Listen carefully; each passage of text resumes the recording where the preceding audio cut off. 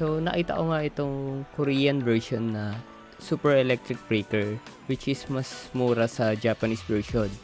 And ito yung gagawin kong alternative kasi medyo pamahal ng pamahal yung mga booster pack na English at Japanese version. So, ilalagay ko na lang yung Shopee link nito sa description. Hindi rin ako sponsor nito. Pero, simulan na natin. Ang set ng cards nito is almost the same sa Japanese version. Magkaiba lang yung sa trainer card. Iba yung numbers niya. So, kung imimix ko siya dun sa Japanese version, siguro bibili na lang ako ng Japanese version na trainers. Mga solo cards para lang makompleto ko and masunod ko yung numbering na based sa Japanese version.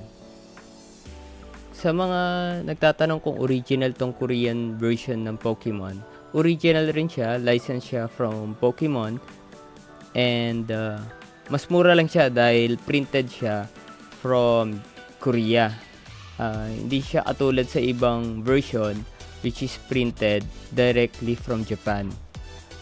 Ang colors range niya based sa mga napanood ko, medyo malayo yung colors niya based sa Japanese, which is mas maputla yung color niya.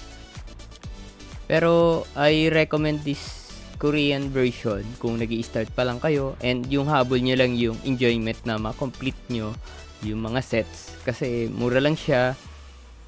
Hindi pa siya hino-hoard ng ibang resellers, kaya mas ma-enjoy mo yung pagko-kolekta nang hindi sumasakit yung bulsa mo. Yan, magbubukas ako ngayon ng 20 pieces para magtira ng 10. Kasi bala ko yung 10 pieces ipapabukas ko sa kaibigan ko kasi naniniwala ako maswerte yung mga tropa o na walang interes sa Pokemon at sila yung makakakuha ng mga rare. Each box pala 30 pieces ng booster pack ang laman nito. 5 cards each booster pack. And ina-expect natin na makakuha ng 1 SR, 3 art rare, 5 double rare, and 1 ace na item.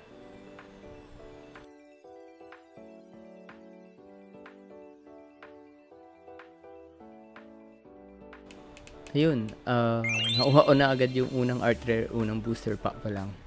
So, meron pa tayong ini-expect na dalawa.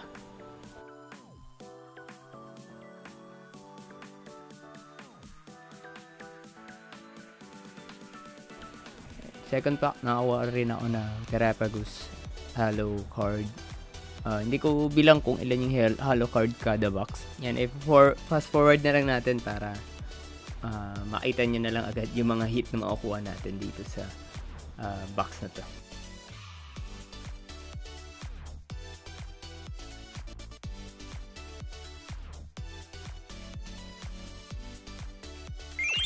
Unang double rare natin, pero actually ang dami ko ng Palo Sand. Meron na akong English at Japanese version nito. Actually parang 4 na copy na ata nito.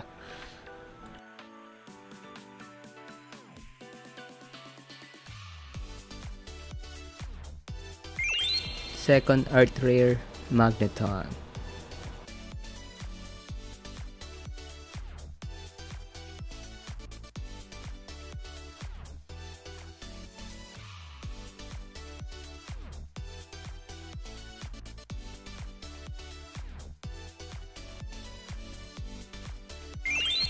Second double rare, Tatsugiri EX. Isa rin sa mga paborito kong EX aside from Pikachu.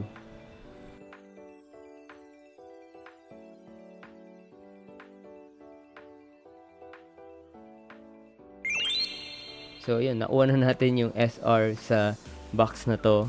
According sa pool, isang SR or SAR lang ang pwedeng makuha dito. Pero malay mo, makakuha pa tayo ng iba pang ultra rare or something.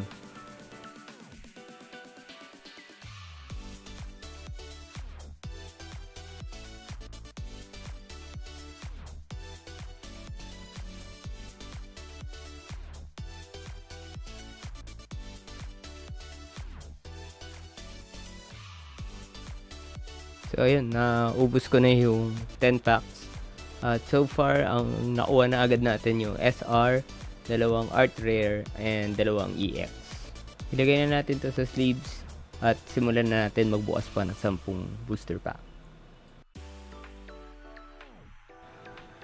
At this point, inisip ko rin kung bakit ganito yung desisyon ko sa buhay. Yung maubos na lang ako ng pera para sa mga ganitong cards. Hindi naman ako mayaman.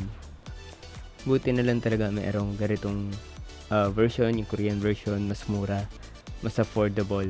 Bagay talaga siya sa ating mga medyo tight yung budget pero gusto ma-experience yung pag-pull ng mga rare cards.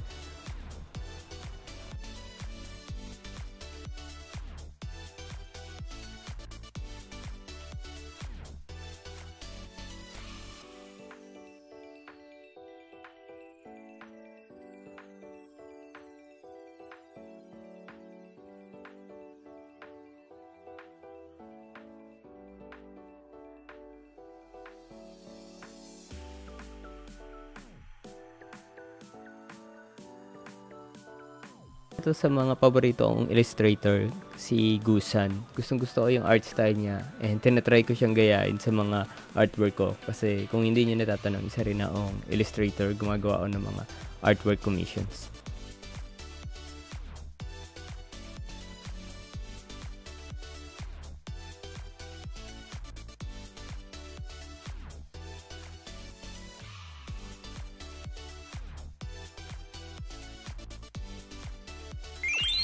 Nakuha ko na rin yung last na AR and thankfully ito yung chase card ko. Hinahanap ko rin siya, yung Dog Trio, dahil ang cool nila tignan, mukha silang mga boy band.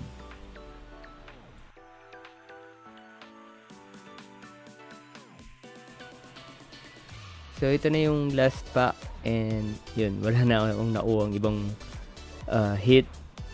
I think meron pa tayong 3 EX. Wala na tayong AR SR kasi na-pull na natin siya. So yun lang ang hinihintay ko na sa susunod na 10 packs na ipapabukas ko sa kaibigan ko. So we are expecting 3 more double rare sa 10 natira. So pagdating ng weekend, nagkita na kami ng kaibigan ko and sabi niya bibilan niya ako ng Pikachu figure. So pumunta kami sa Toys R Us. Napakabait mo talaga, B.